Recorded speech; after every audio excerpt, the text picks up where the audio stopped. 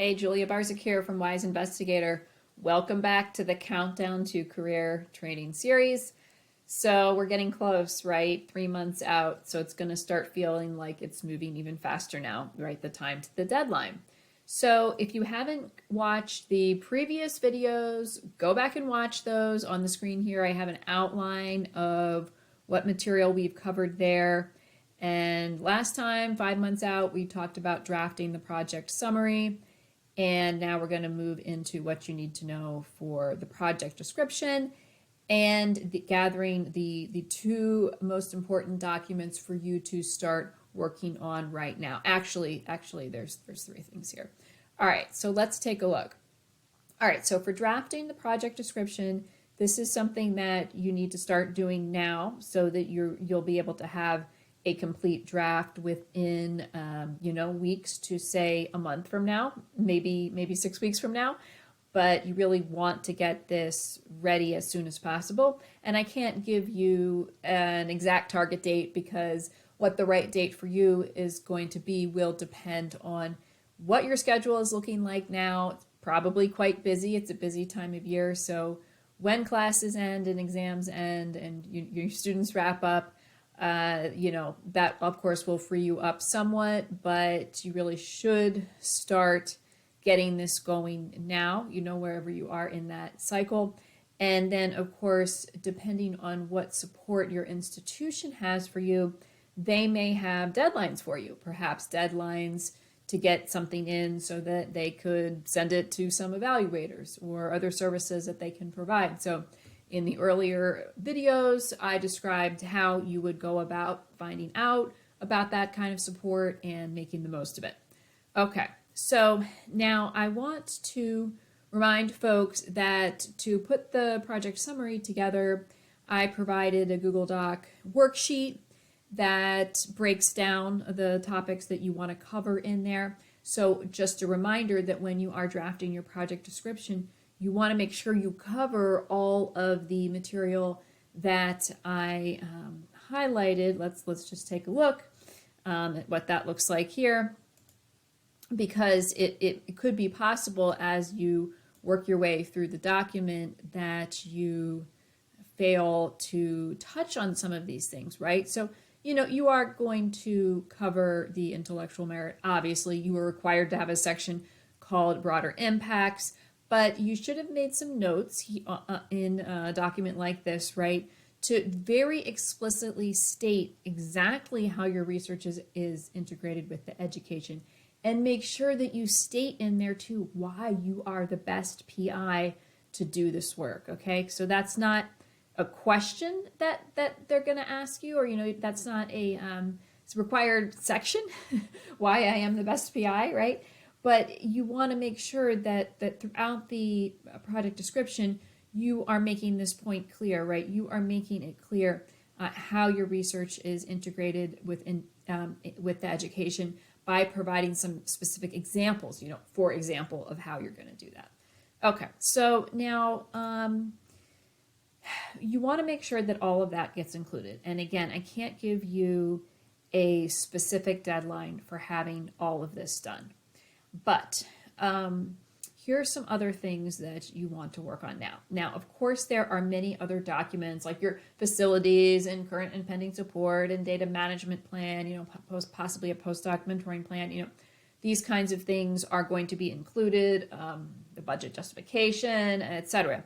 So all of that is going to have to come together, and you will get some support most likely in putting some of those pieces together. And some of those pieces will probably be fairly reusable from other previous versions that you've created and you've submitted in the past. But I want to mention the two items that I suggest you start working on it now so that you can make sure that these are strong. This would be the Biosketch. Now you probably have, a Biosketch already, but it's a very important piece. So go ahead and bring up what you have, look at it, make sure it's in the new required format. It's entered into the new required format, which does format it nicely for you, but NSF is requiring that you use that tool. Let's bring that up here for for you to create your Biosketch. So make sure that you are happy with what you have there, okay? So, you can get to this through the NSF site. We've talked about these various links and you have probably gotten to them yourselves. All right, so you want to look at SciENcv and get on there and just make sure that your Biosketch is up to date. Perhaps have someone take a look at it, and don't wait to the last minute, although it is a bit more straightforward now that it gets formatted for you. This is still a critical piece that, again, you should not be throwing together at the last minute. Now, the other piece that you want to look at now and actually start getting going right now is this one-page Synergistic Activities. This is very important. This is the kind of thing that's very easy to forget about or, put off to the last minute because it seems like that it should be an easy piece to put together. So let's take a look at what this is and why it is important. Okay. So the Synergistic Activities. Now, you must provide a page a document, right, that is going to be up to 1 page. So what that means is that it should be a page, okay? It should not be a half page. It should not be 75% of a page. It should be a full page. It's going to list up to five distinct examples of something. How many should you have? You should have 5, okay? Not 3, not 4, but you have 5. You're going to have 5, okay? If you're ready to win a career award, then you do have 5 things you can put here. Broader impacts of your activities, okay? Integration and transfer of knowledge, as well as its creation, right? So you're creating knowledge in the research you're doing. We want to see what else is going on around that. So now, here are some examples. So you're going to want to go through each one of these and think about what you're doing in each one of these categories. And I guarantee you're doing stuff here, even if you may not realize it right away. Innovations in teaching and training, contributions to the science of learning, development and/or refinement of research tools, computational methodologies and algorithms for problem solving, development of databases to support research and education, broadening participation of people from underrepresented groups, and participation in international research collaborations, and participation in national and/or international standards development efforts, service to the scientific and engineering communities outside of your immediate organization. So this is something that you want to spend a good bit of time with and make sure that you adequately represent everything that you've been doing. A couple points here.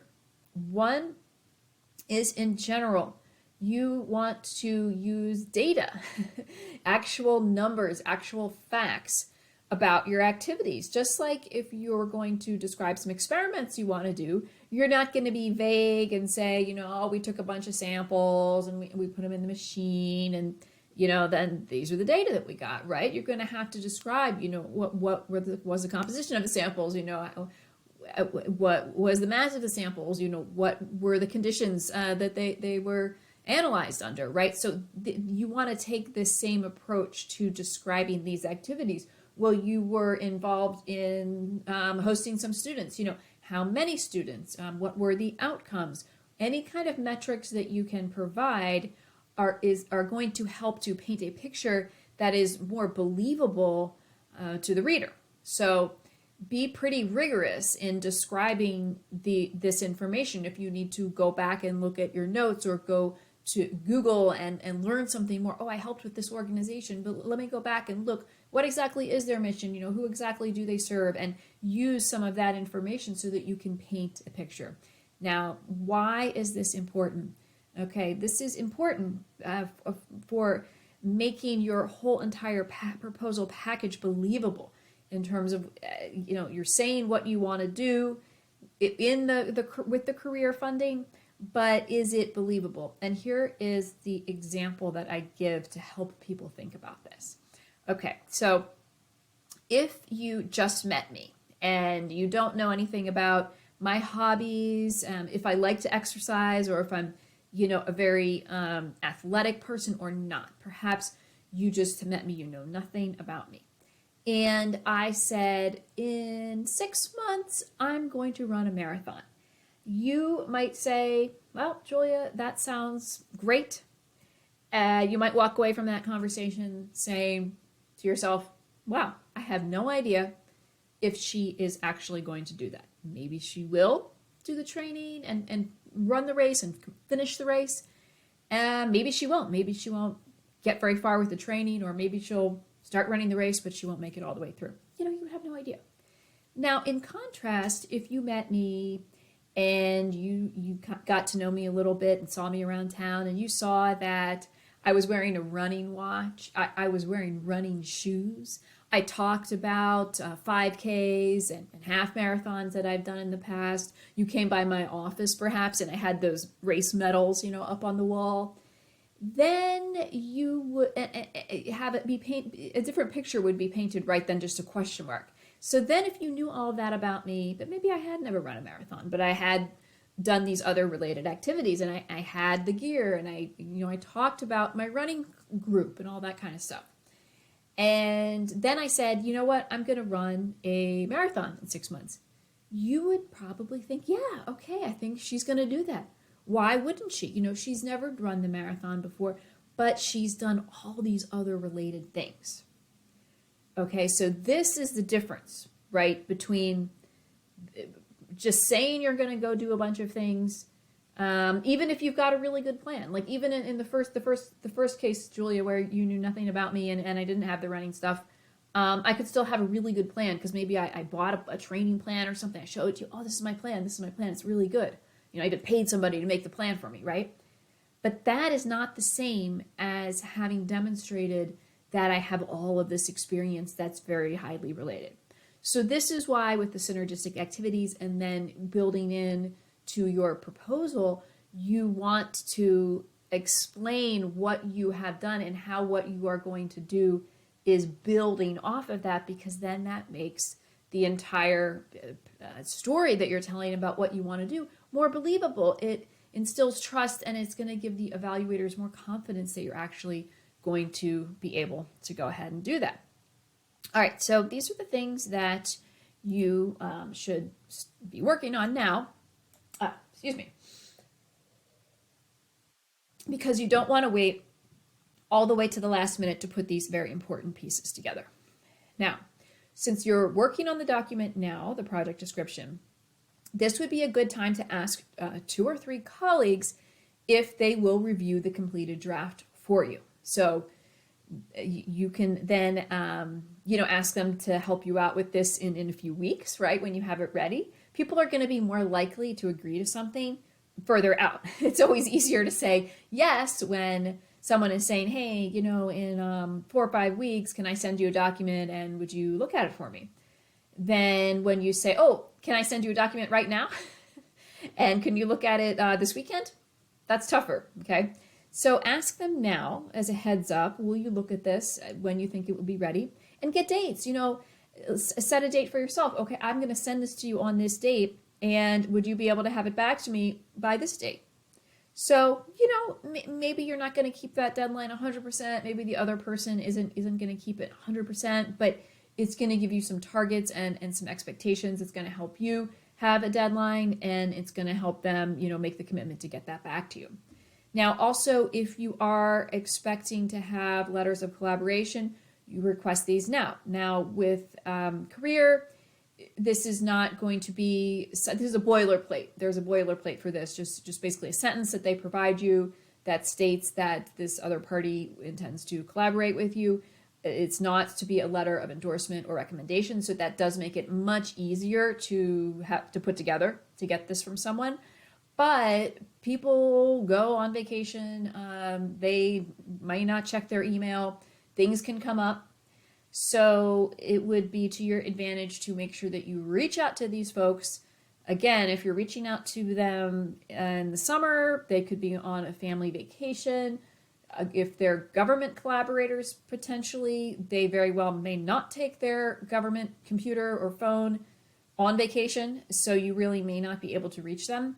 If you can get these letters now, because this is where you're dependent on other people, specifically people outside of your organization, then this would be really great to just get now. All right, so this is enough for you to work on for now. So really do what you can to get all of this going. Set some dates, some target dates. Check again. Now you should have the information already, but check again with your institution for any of their dates. If there's anything that they're going to be able to help you with, there may likely be some additional dates, right? Again, for those reviews or any other services that they can provide to you. So you're going to be doing some hard work now, but you can do it. So good luck, and I'll see you again in 2 months.